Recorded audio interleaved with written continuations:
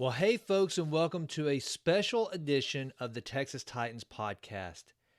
You know, after 72 episodes, I thought, I wanted to look back because it's kind of amazing. Every once in a while, I'll go out to textitans.blog and I'll just scroll down to look at the guests. And it's really, really gratifying to go, oh my gosh. I mean, that was so long ago whenever I spoke to Ruth Simmons or Brett Barrett or Phil Burks or Mike Thornton or just fill in the blank, all these amazing people that have taken time out of their day to sit down and visit with me on my little podcast. And, this was something that, I guess this May will be 3 years ago that I actually started the Texas Titans podcast. And so I thought what I would do with today's episode is just take a little bit of a look back. Now, I chose some of my favorite guests,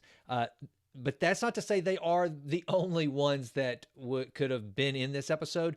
The bottom line is, it would take forever to go back and really touch on the highlights of all these amazing, amazing people that have come on the Texas Titans podcast over the almost 3 years now. And so what I did is I just kind of went through and I just grabbed a sampling of folks for different reasons, for who they are, for just the way the conversation went. And I want to use this sort of as a way to prime you to maybe go back and listen to some of these episodes that you may not have listened to, or if you're just discovering the Texas Titans podcast for the first time, I think these will be some great episodes to get a flavor for what the show is, what it's about, and let's just talk about that a little bit. So, how did the Texas Titans podcast come into being? Well, I was I was working with my editor on my book, Push Play: Taking Your Life Off Pause, which basically chronicles my escape from corporate America into the world of entrepreneurship. Most of you who have listened to the podcast or know anything about me, you know my story. Whenever I was 28 years old in 2003, I decided to step out on my own and buy a business. I had absolutely no clue what kind of business I wanted to buy. I just wanted to be self-employed. I wanted to be back in East Texas to raise my daughters. I wanted church, home, and community to be really close to where I was at all times. I was traveling all the time. I wanted to nix that. I wanted to get off the road and be there for my girls as they grew up. And so eventually I settled in Tyler, Texas. I handpicked Tyler, Texas, going on 17 years ago. I guess it'll be 17 years ago this July. And the reason I chose it is because it's kind of like in Goldilocks and the Three Bears. It's not too big, it's not too small. It is just right. Tyler, it fits me like a glove. If you need more culture than what is available in Tyler, you just hop on I-20 and in an hour and a half, you're in Dallas. But if you want to raise a family in a smaller community that also has great restaurants, great culture, just an incredible community, Tyler is it. Now, when I did this, I had no family, no friends in Tyler. And I had never sold a house in my life, which leads us to what I did. I bought a real estate business in Tyler, Texas. It was a Century 21 franchise that my mom, who is in real estate, she said, "Hey, I think you would do well in this." I didn't want to just start out as a realtor, not because I thought I had to be an owner, but for me, it was hedging my bets. I thought, well, I would rather buy the business and have multiple realtors working for me and build a company that way rather than just go out and eat what I kill as a real estate agent. And so here I was, 28 years old, moving to Tyler, Texas, and buying a business I knew nothing about in a town where I knew no one. And I ended up executing the deal, bought the company. And by the way, let me just back up a little bit. I was completely not broke. I had some money, but I did not have the money to buy this company. And I won't bore you with all the details of how I pulled it off. You'll have to buy the book for that. But anyway, that brings us to kind of where I am now. So I'm sitting down with my editor and we're going through this, and I told her I'd thought about doing a podcast because I wanted to build an audience for the book, Push Play. And she said, "I think that's a fantastic idea." She said, "In fact, you need to do it all. You need to have a podcast, you need to have a blog, You need to have everything. Anything you can do to build an audience. And for me, the podcast was something that made a lot of sense because I have had the good fortune of having met and learned from and been mentored by some just incredibly successful, bright, brilliant, kind people throughout the entirety of my career. And so I thought, well, this would be a lot of fun. And I love Texas. I'm a fifth generation Texan. I love our state. I love the business community and atmosphere in Texas. And so I thought, well, this would be cool. I'll reach out to my network, bring them on the podcast, and let them tell their stories. And I had a caveat to it.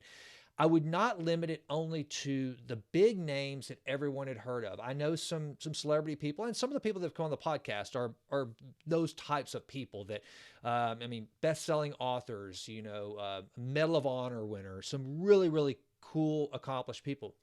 But also, I made it so that I determine who is a Texas Titan.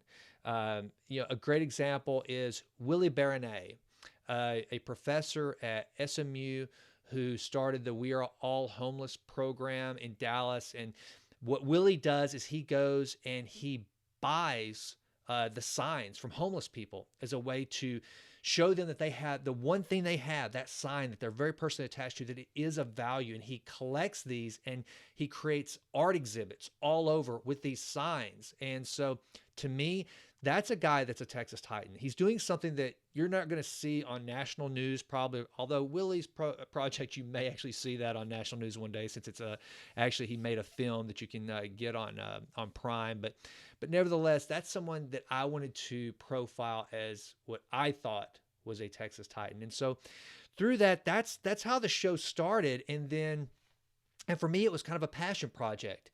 It gave me the opportunity to do two things that I really, really love. One is I love to learn. I want to figure out what makes successful people successful. I want to know their hacks, their processes, kind of the road that they traveled. I want to know their struggles to figure out what did they overcome to get to where they are. And so this just created a platform for that. And it's like, the nice thing about a podcast, so James Altucher, who's probably one of my favorite podcasters of all time, he said the reason why he started his podcast is because he loves to read and he wants to meet authors. And so he's like, this kind of created a reason for him to actually sit down and read the book and talk to people that he really admired as far as writers and that sort of thing. And so I'm kind of the same way. I was like, well, it's kind of weird just to call somebody up and say, hey, can I come into your office and talk to you for an hour?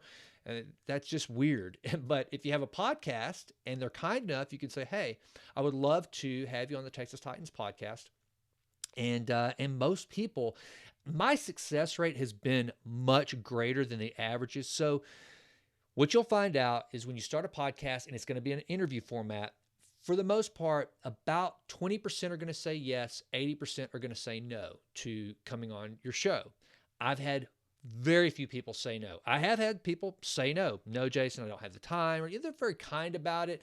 But some people, they have said no. But it's been, I can count on one hand the number of people that have said no to coming on the show. And so as I'm going into, we're kind of finishing up season 3 of it.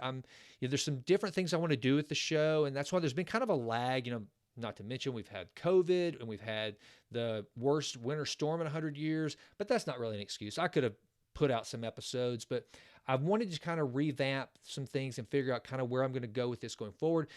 And so as a result of that, whenever I was going back previous episodes, I thought, well, this would be kind of fun, is just to highlight some of the guests that have come on the Texas Titans podcast.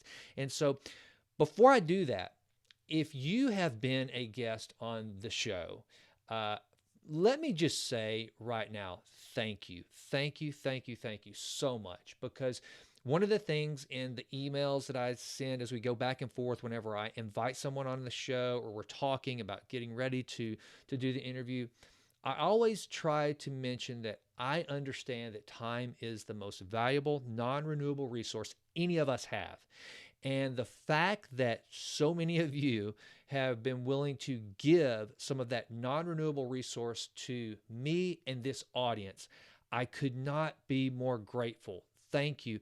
And for those of you who listen to the show, thank you. I mean, the comments and the emails that I get about different guests, and I'll be honest with you, there are some episodes where I think I just kind of botched it. It wasn't that good. I screwed it up. And then all of a sudden I'll get an email or a DM on Instagram or something like that. Somebody said, hey, just listen to the show.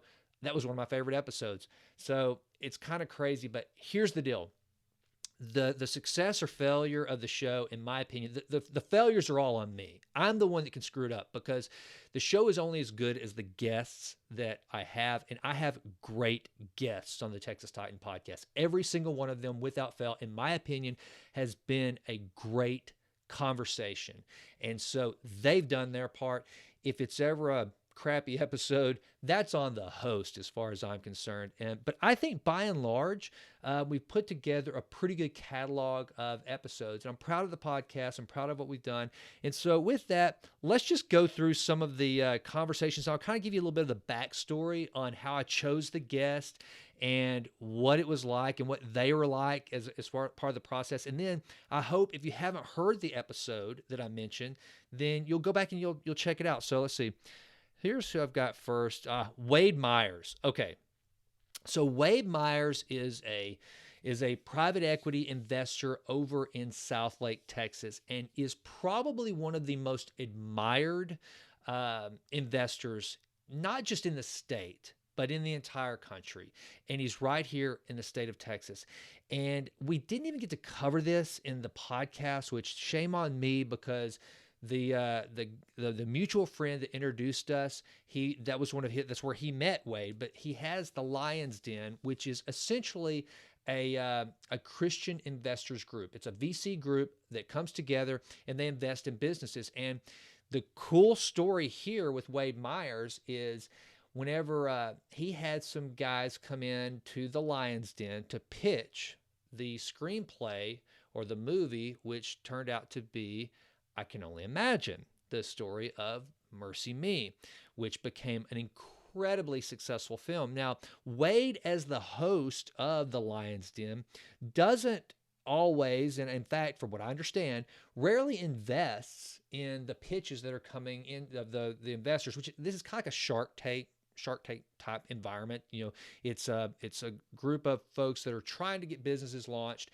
A group of investors come together, listen to their pitches, and sometimes they decide, hey, we'll jump in. Well, he decided to invest in the film, and it turned out to be wildly successful. And Wade is a guy that, so I've got this thing that another project that I'm working on that's called the Vitruvian Project.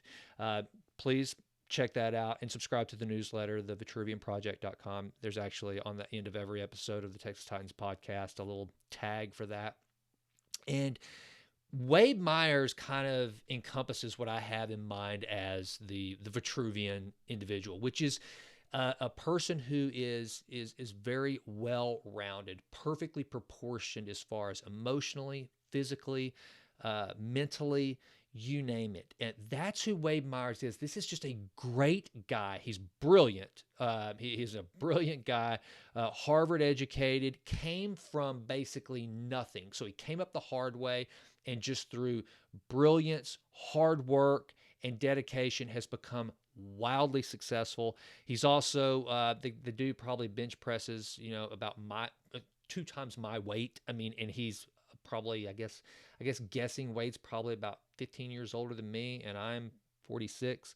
So maybe he's not quite that old, but he's older than me, and yet the dude is just in incredible physical condition. I know that's a big part of his life, and he just has just these disciplines and ideas about how you become successful. And he's also a lifelong learner and understands the value of surrounding yourself with good people. We talked about that in the episode. So anyway, if you want to be, especially if you're in the private equity space or the entrepreneurship space, if you're looking to get a business funded or you're someone who wants to invest in businesses, that is a great episode to check out. And that's actually episode number 54. That's Wade Myers. And that was just, like I said, just a lot of fun. The next one I wanted to highlight, this is incredible. Mike Thornton. So Mike Thornton was a recipient of the Congressional Medal of Honor for a mission that he underwent in Vietnam. And basically, the entire episode is Mike telling that story on a full minute by minute account. And it's for me, whenever I was sitting in his office doing this episode, it was like listening to the script for a movie. It's just, it's unbelievable. I mean, the fact that he even lived to tell this story and the heroism, it's just, it's almost overwhelming to listen to the story. But here's the cool thing too about Mike Thornton is that there's not an ounce of I'm a hero in him. It's just, that's what I was there to do. And my friend was in trouble. His life was in the balance, and there was no way I was going to leave without him. And so to hear the play-by-play account of the prep for the mission, the missions that led up to the one that would ultimately be the one that caused him to receive the Medal of Honor, is so cool. You know, he's just a good old boy from South Carolina that became one of the very first Navy SEALs. The Navy SEALs weren't even a thing, and all of a sudden they just started.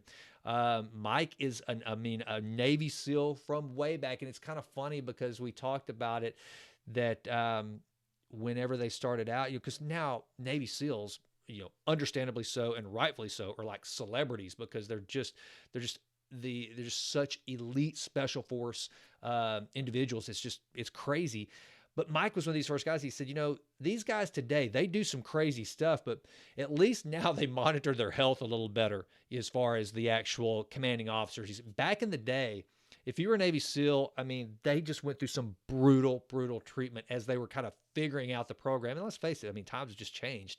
And so he talks a little bit about the early days of not just him as a soldier, but also as a Navy SEAL, and the way that whole Special Forces unit has actually evolved. Which actually, I guess I shouldn't say that. He's not a soldier because only the Army are soldiers. So he's a warrior. He was a naval officer. So I got to get that right. I remember and the reason why I'm really quick to say that is because I have one of my closest friends, Joey Burke, who is a Marine, and he will tell you real quick, he is a Marine, and the soldiers are in the Army. So I want to make sure I get that clear. So anyway, Mike Thornton episode, which one was that? I can't remember what episode that was. I think it was, I should have it on the screen here. I want to say that was something like episode maybe 19, I think. But anyway, TexTitans.blog. You can just scroll down and you can look at all the previous episodes. Mike Thornton is one you will want to just kick back and listen. And that's the thing too. Most podcasts, it's an interview format, but this one again is more of Mike telling the story of how he, the mission that led up to him winning the medal. And I'm very silent throughout the entire interview because it was mostly him telling that story. So it's one that you don't have to, if you're driving along, you just want to hear a great story, real life warriors, heroic story. That's a great one. Mike Thornton, recipient of the Congressional Medal of Honor. Great episode. Check that one out. The next one I wanted to feature for you. Okay. Back before there was Dr. Peter Attia, who is kind of my go-to guru on glucose management, on insulin management, on fasting, on just life extension.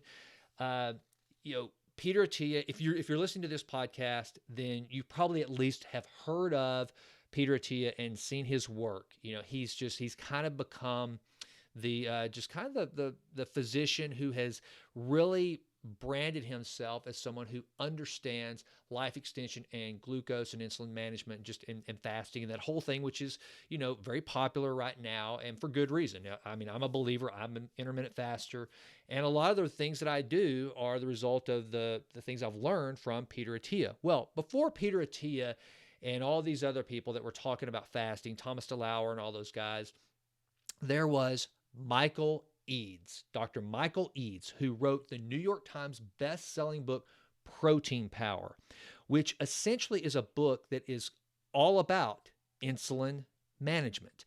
And going back to Peter Attia, I was just listening to his Drive podcast this morning, actually, and he said, if you are going to be a healthy person, you cannot be as healthy as possible without managing your glucose. You just have to manage your blood sugar levels, or you just will not be healthy. Bottom line, you have to understand insulin resistance and the role it plays in your body. Well, Dr. Michael Eads was preaching this way before it was popular. In fact, it's kind of a shame because Dr. Eads, although he's had wild success, he's kind of in not the twilight of his career, but just, he's winding down. I mean, the guy has had successful books and businesses, and he's just an amazingly productive figure in the space. But if it weren't for, I think, the fact that he's probably wanting to just chill out more, this guy would have been one of the top YouTubers, podcasters.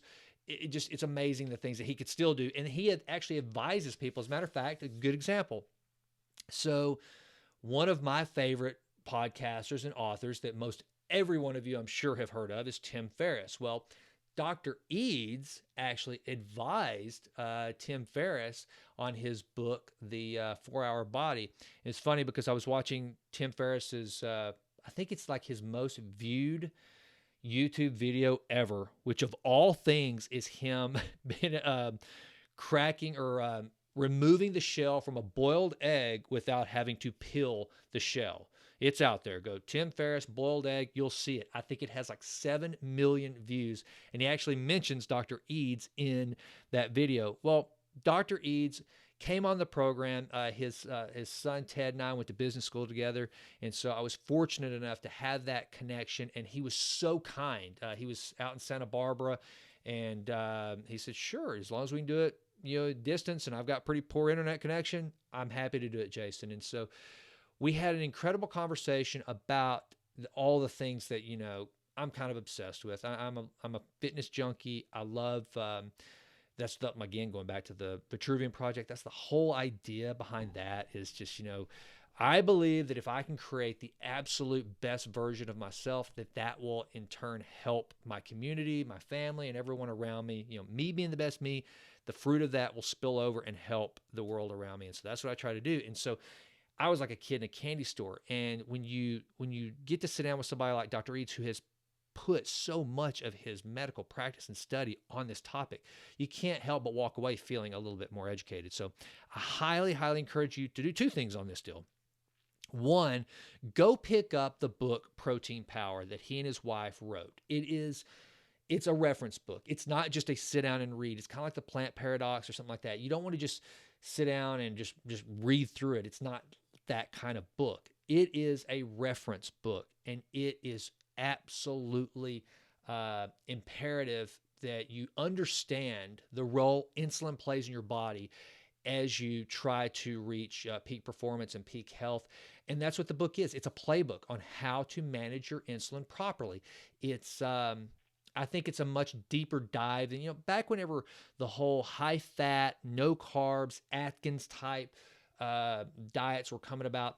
Dr. Eads took it to a much deeper level, I think, and again, is a pioneer in the whole low carb space. I mean, he was preaching low carb, good high quality fats before anybody else was. And again, it all comes down to insulin management. And so that's a great, great conversation that we had. And so I highly recommend you check out the book, Protein Power, but also listen to the interview with Dr. Eads. And by the way, I'm going to try to get Dr. Eads to come back on the podcast. He's now moved from Santa Barbara out to Texas. He's in Dallas now. And also, I'll do a plug as a kind of a thank you to Dr. Eads. The Sous Vide Supreme. So this is the type of guy this is. This is who we're dealing with, because he's not just a physician. He's not just an author. He's not just a researcher. He's also an incredible entrepreneur. So one time, I think it was somewhere over in Europe, maybe it was France or somewhere. Dr. Eads and his wife, Carol, I believe is her name. She's also a physician. So the Doctors Eads were over in Paris or somewhere, and Dr. Eads had a pork chop that was the best pork chop he had ever eaten in his entire life. And so he asked the waiter, how was this prepared? How was it cooked? And he said, sous vide. And this was a number of years back before sous vide became such a common thing. And Dr. Eads was like, well, I need to understand, what is sous vide? And he said, well, it's a water-based, cooking that seals in the flavors, yada, yada, yada. Probably a lot more technical details than I can recall. But anyway, at the time, the only sous vide cookers that were available were like commercial sized. And Dr. Eads was like, I want one of these for my house. And so that's when he set out to create the Sous Vide Supreme personal sous vide cooker. And so all those now knockoff sous vide cookers that you see at Williams Sonoma and on Amazon, and people taking big pots of water and sticking things in it to make it work and kind of fashion up some sort of a sous vide operation, Dr. Eads was one of the pioneers in the personal sous vide cooking space with the Sous Vide Supreme. So there you go. Another thing you learned, that he's just an incredible entrepreneur. But that was one of my favorite episodes. That was episode number 42. And that just, again, that's insane to think that, wow, that was that many episodes ago. But anyway, I highly encourage you to listen to that episode. And Dr. Eads, like every single person that has come on this podcast, just such a nice, kind, decent person and down to earth. That's the cool thing, too, that you'll find on the Texas Titans podcast. I don't know if it's just kind of the company I keep or whatever. Hopefully that's part of the deal. But the individuals that are on the show, they're just kind people. I have not met a haughty soul yet since I started the show. And so you find that with Dr. Eads in this episode. It's just a great conversation. But anyway, if you care about understanding low carb, high fat, insulin management, get the book Protein Power and check out episode 42 of the Texas Titans podcast with Dr. Eads. All right, let's see, who did I have? Oh, no, this one. Dr. Ruth Simmons. Wow. That was episode 19. Goodness, I can't believe I had this big of an interview this early in the show. That's really, I'm proud of that. And here's why. So Dr. Ruth Simmons grew up in Grapeland, Texas. Now, you probably never even heard of it. It is in deep East Texas, and it is tiny, and it's mainly known for being the host of the Peanut Festival. That is what that's basically what Grapeland's known for. Well, Ruth Simmons was born in Grapeland, Texas, to sharecroppers. She later, I think around the age of 7, moved to Houston, and that's where she was raised. And she would go on to grow up and become an educator. And eventually, she would become the very first African American to ever be the president of an Ivy League university whenever she became the president of Brown University. Her road there is something that is just, it's awesome. Listening to her tell the tale of the things that she had to overcome, as you would expect, the era she grew up in, she overcame racism. There were a lot of times, and this is the cool thing that you get, and I think I mentioned this in the conversation. Most places that Dr. Simmons would show up in a new role, she was not wanted there.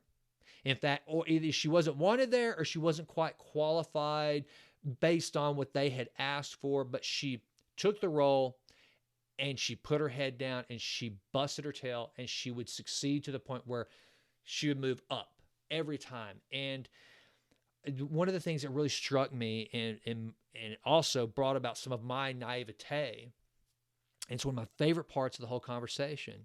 I brought up the fact to Dr. Simmons that most educators, or it seems like a lot of them, they decide pretty early on that they want to be a teacher or an educator of some kind. And so I asked her the questions like, when did you know that you wanted to be an educator? Was it at a young age? And she said, absolutely not. And I said, really? She said, no. She said, why would I? Now think about this. She said, why would I? She had never seen an African-American teacher in her entire life. She had no family members that had become teachers, even really that many that had ever gone. I don't know if she at the time ever had a relative that had gone to college. So this was just a complete, wasn't even something on her radar. It wasn't even a goal to pursue because she didn't even know that it was a goal that could be pursued. So, but eventually she finds herself into getting a scholarship and getting to school. A lot of it because of a teacher who essentially saw that she had something special and pulled that out of her. But let me tell you something, Dr. Simmons did her part, and everything she had in her, she manifested and grew as an educator and then as an administrator, and one of the most successful individuals in American academia and history. I mean, it's mind-boggling to really get your brain, to try to get your brain around the road that she traveled, from Grapeland, Texas to to Brown, I guess Rhode Island, I think is where Brown is. I mean, to be the president there, it's just, and she spent time at Princeton. I mean, she went all through the Ivies. I think she was at Smith. I think that wasn't Wellesley. I'm pretty sure she was a high-ranking official at Smith. So I mean, you take the most elite institutions in higher learning, and Ruth Simmons is either worked there or could have, bottom line. And then ultimately she became a board member of Goldman Sachs. Again, Grapeland, Texas, board member, Goldman Sachs, a board member of Texas Instruments. And now she is the president of Prairie View A&M University. Now, she was a French undergrad major. She, again, I keep going back to it, but Grapeland, Texas, French scholar. Yeah, okay, that makes sense. And that's Ruth Simmons, though. So she's decided that she's retiring from Brown and she's going to move to France. She's going to get a flat there and she's going to hang out in France and enjoy the fruits of her labor. Then John Sharp, the chancellor of Texas A&M, calls and says, Dr. Simmons, I need you to postpone your retirement. We need help at Prairie View A&M, which, as most of you know, is a historically black college, and she takes John Sharp's question into consideration, and she is now the president of Prairie View A&M. And more fortunate they could not be, because she is just, when you listen to this conversation, the thoughtfulness with which she pursued the conversation with me was so, it was very gratifying for me. It made me, I was, I mean, again, let's see, what was it? Like I said, episode 19, I'm still at this point just figuring this whole thing out. Still am, as a matter of fact. And I'm sitting down with one of the most accomplished people that I'll probably ever talk to. And she was so kind and considerate. And I don't know, I cannot be more encouraging. And it's Black History Month. So as I'm airing this in February, and if you want to hear from a Texan who has made some awesome history, then there you go. There, I can't think of a better individual to know the story of than Dr. Ruth Simmons. It's in the way it came about too. A little bit. I said I was going to give you a little bit of the backstory on how some of these conversations happen. So, I was at a Deep East Texas Council of Governments meeting, and I learned that Dr. Simmons would be the speaker at one of the luncheons that was going to be coming up. And I thought, is that the Ruth Simmons? I think it is. I knew a little bit about her, but not. I had no idea that she had accomplished as much as she had. And so I'm looking, and I'm like, oh my gosh. Well, first of all, I usually go to the luncheons, but I'm dang sure going to this one. And I am going to get her on the Texas Titans podcast. That I have to. And again, episode 19, I was just getting started. Most of the people, as a matter of fact, up until that point, I think she might have been the first guest on the show that I didn't already have some sort of a personal relationship with. And so I went up to her after she spoke, after the luncheon.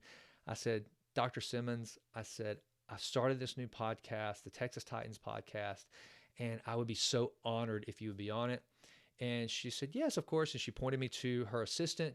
and said, just go get my business, go get my card, get my contact information, and we'll work it out.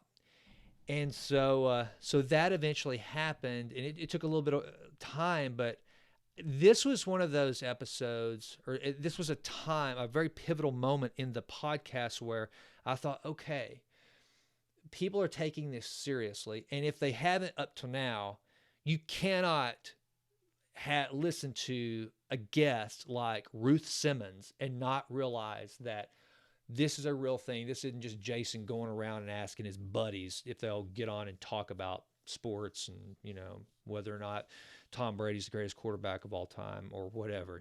This was one of those that, for me anyway, it validated what I had started. It validated the authenticity and the realness that, okay, I have a real show here. And I'm so thankful to Dr. Simmons for taking that time and doing that. And so that one, I gotta, if there's one, or there's all these. I mean, if you want to listen to some cool episodes, those are just a few though. I mean, I could have gone, there's another one. I can't believe it. There's another one that I may not, let me see here. I want to mention another to you. Well, okay. So here's the deal. If you're watching online, you'll see that I don't have the picture up here, but there was one that's supposed to be up here. And I'm also just figuring out Ecamm. So if I've screwed anything up for the viewers that are watching online, then please forgive me. Give me a little bit of grace. It's a work in progress. It's the first time I've ever done a solo one and filmed it at the same time. So forgive me for that. But I have to mention another guest that was supposed to be on. That was one of the ones I wanted to feature for you, which is Phil Burks, who is, I think he's episode number 12 and episode maybe number 40, 46 maybe. I can't remember. Here, let me just look that up real quick. I mean, James Altucher does this. He looks up stuff while he's talking, so I can do that, right? Dr. Eads was episode 42. I had Phil Burks on. I just want y'all to find those.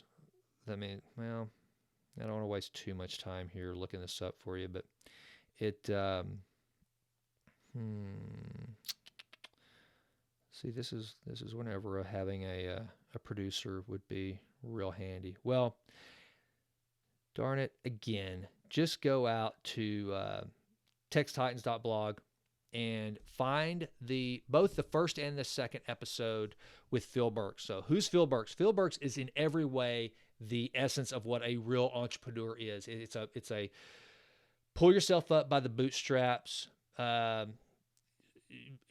self-made story. I mean, he is wildly successful. His headquarters here in Tyler, Texas, which I actually mentioned in our first interview, it's like a little miniature Google type campus. It's tucked away in the trees. It's all green efficient. It's beautiful. It's amazing. It's high tech. I mean, you feel like you're in a little piney woods, Silicon Valley for a moment. Whenever you go out to Genesis, which is his headquarters and the name of his company, the Genesis Group. And Phil is a very transparent and open guy. And he's actually got a book coming out that I can't wait to get him back on the podcast for the third time to discuss, because I know it's going to be, I've actually got to read that this week. I have the honor of getting to read it before it goes to press. And I'm looking forward to doing that because Phil's a guy that's done everything from, here's a story that he tells in the first episode. So he's in technology, and his core business is basically secure technology. So EMS, firefighters, the police, they have to have secure communication. And so what Genesis does is make sure that if there's a natural disaster like the terrible winter storms we've had in Texas here recently, that they're able to communicate with one another. Okay, so that's what they do. And whenever Phil was still getting the business started, they thought they were about to make a really big sale. And I can't remember where. I'm pretty sure it was over in Mumbai or somewhere where there's a lot of sand and it's really hot, where they were going to make this big sale. And so they set up the meeting place for the sales call, and these guys come riding up on horses. Now, this was going to be a huge deal. I can't remember the actual. I think Phil talks about it in the episode, the dollar amount that it was going to be. But for them at the time, especially, it was going to be like all the money in the world, because the company was still in its early stages. It had some hiccups. They're just doing everything they can to keep the lights on and keep it together. And so they're about to make this big sale. Well, the guys come, they look, they discuss it, and they end up not doing the deal. So Phil and them, obviously, they're kind of devastated. The guys on the horses, again, ride off, and they didn't make the deal, and they're disappointed. Well, turns out that those guys were a part of a little group known as the Taliban. And so now, as that's in the way rearview mirror of the trajectory of Phil Burke's entrepreneurial career, he looks back and says, yeah, I'm kind of glad we didn't make that deal because of what our technology might have been going to help. He also tells a story that I have used over and over and over since I heard it for a number of different reasons, not the least of which, and this is, I think, how I teed it up in the conversation, because I talk a lot in the podcast about the realities of entrepreneurship, which is that a lot of people, they think they love the idea of being an entrepreneur. They think they want to be an entrepreneur, but the reality of it can really suck sometimes. It is not easy being an entrepreneur. It just isn't. And so most overnight success stories, you just heard about them overnight. They were a long, long time in the building. And Phil tells a story about how he was faced with a very, very challenging situation. He owed about $250,000 to the Internal Revenue Service. However, he also had to make payroll. And one of the things that Phil Burks will tell you to this day, his employees come first. He's a guy with a big heart, immeasurable integrity. And if you work for Phil Burks, he's going to do everything in his power to take care of you and make sure that that you feel safe, secure, and that you know you have his respect. And so he decided to, instead of making the IRS payment, he paid his employees. Well, he's, I think, in Dubai or somewhere, again, way away from home. And he gets a phone call from his wife who says, hey, why did my entire paycheck just get garnished by the IRS? He had not told his wife that the company was struggling the way it was, and he did not tell her that he had decided to pay the employees instead of the IRS. And he said it was one of the most challenging moments of his relationship. And I mean, as he tells the story, he's almost in tears when he's telling this story. And that, to me, I'll never forget that, because just the pain in his voice as he looked back on that time, and the harsh reality that brought to light of what it's like to be a small business owner and to be an entrepreneur. I mean, we almost, in certain areas, people like Phil Burks, the guy he is now, highly successful, everybody, I mean, just a philanthropist, successful, whatever image you draw as success, that's Phil Burks. And we hear so many people like the Phil Burks of today demonized, and somehow they're bad.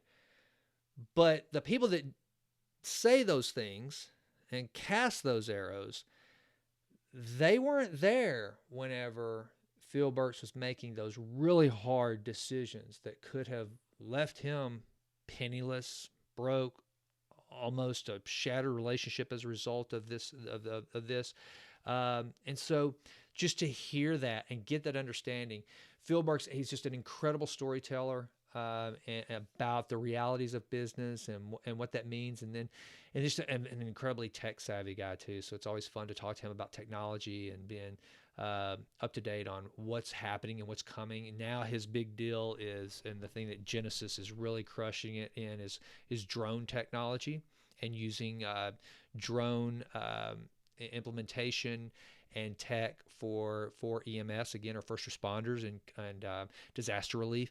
So I cannot wait to get Phil back on the podcast. Dear friend and a great story that I hope you'll check out. So anyway, with that, and so I'm sorry I had the little graphic for those of you watching online. I had Phil somewhere, but again, Ecamm. Those of you, if any of you use Ecamm and you're good at it, please reach out, because like that, I had that picture pulled up earlier and now it's just gone from my scenes. It's just not there. Well, let me see. Nope. See, it's not there. I have no idea where it went, but it is not there. So anyway, those of you listening online, I know that doesn't mean, those of you listening to the podcast doesn't mean anything to you. But if you're actually watching this on YouTube, then you will not get to see Phil Burke's beautiful face. And he's a very handsome man. So I apologize for that. But with that, please check out the other episodes of the Texas Titans podcast. Listen to these episodes. They're just some that I picked real quick as some just highlights. But I really think that there's some good stories here. And by the way, if you know someone who you think their story should be told, who you think is a Texas Titan, for work that they've done in nonprofits, I love to showcase nonprofits and nonprofit leaders. We've had Sam Smith at the Hand Up Network, Kevin East at the Mentoring Alliance, SM Wright of the SM Wright Foundation, Vicky Spriggs, who was one of my very first guests, who is the CEO of CASA of Texas. Phenomenal leader. She started doing social work when she was 17, and now she is the president and CEO of CASA of Texas. A remarkable leader. So people that are doing things like that, like Willie Baronet that I mentioned, I love to use the Texas Titans podcast as a platform to showcase those people doing the hard, good, often unrecognized work, not just because they want it, they don't need it. But let me tell you something. Whenever you're operating a nonprofit and the budget for exposure and raising awareness that you exist is tough. And so with, over 10,000, listeners of the Texas Titans podcast, which again, by podcast numbers, tiny little number, but 10,000 to a small nonprofit to get their message out. If just 200 people respond, that can really move the needle for these organizations. And so that's one of the things I want to use the podcast for. So if you know of a group that could use some exposure, even if I don't do a full-blown episode, let me tell you something. I am happy to, as long as their organization aligns with my beliefs, then I'm happy to do a plug, to do an intro, anything of that nature. If you know someone, though, that is kind of a stud, an entrepreneur getting started, that they have a really cool story to tell that has not been told yet on a little bit larger scale, hey, shoot me an email at jason@textitans.com. Let me know. I want to know those stories. It's kind of like Robert Kiyosaki's book, The Millionaire Next Door. I like for the Texas Titans podcast to not only showcase the really, really high performers that are kind of the rock stars of the business world, but also kind of the entrepreneur millionaire next door. That person that's done something that they've got a really cool story that no one's ever heard. Those are the stories I like to bring you guys. So please help me out with that. With that, that's it for this special edition of the Texas Titans podcast. I hope you enjoyed it. And sorry that you had to listen to me kind of do some technical fumbling there because, again, this is new. This is the first time I've ever, it's the first full episode. I've done 2 book reviews, I think, where it's just me talking. But this is the first one that I've done at this length and where I've actually tried to use video because I want to get better at that as we take this whole thing up a notch. So this is kind of a beta trial that I'm doing today, and I appreciate you guys enduring it with me. So with that, I hope you crush the rest of your week. And those of you, I got to say this too, those of you in Texas that are just coming out of this horrible winter storm that left a lot of people without power, without water, Godspeed. I hope that you can, I hope that you and your families are well. We all went through it. It was a tough time. My wife, God bless her, having her store closed for 5 days was nothing short of frustrating to her. So we're with you. But anyway, hope everybody's coming out of it okay. It's a gorgeous day today, at least here in Tyler, and hopefully around most of the state. So I hope everyone is well and healthy. And if not, I wish you a healthy and fast recovery financially, structurally, if it's your house, whatever. Anyway, so with that, God bless you guys. Thank you so much for listening to the Texas Titans podcast. Please tune in to the next episode. Thanks.